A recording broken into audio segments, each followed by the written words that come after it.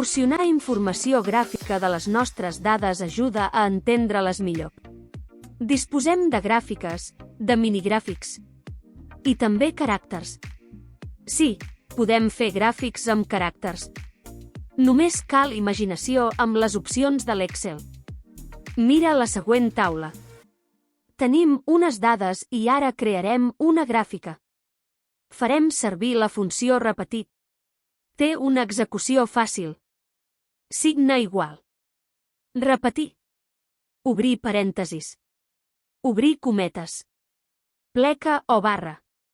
En la majoria de teclats la trobes com a tercer caràcter a la tecla amb el número 1. Tanca cometes. Punt i coma. Cel·la B8.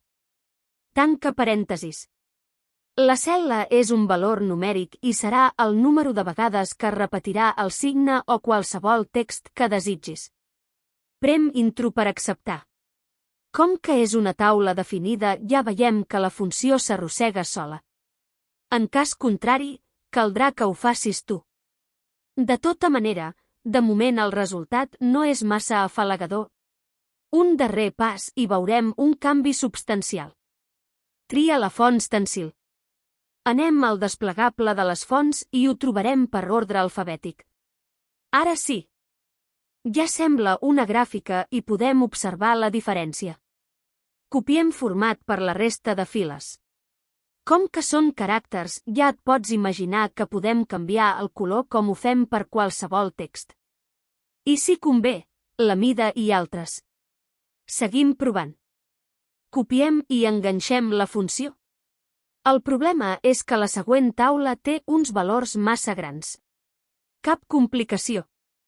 Dividirem el valor per la xifra que convingui creant proporcionalitat.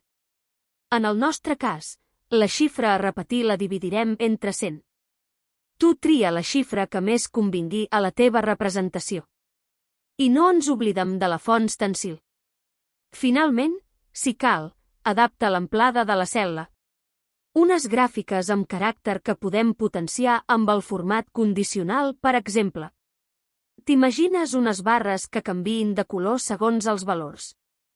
Què et deia de la imaginació?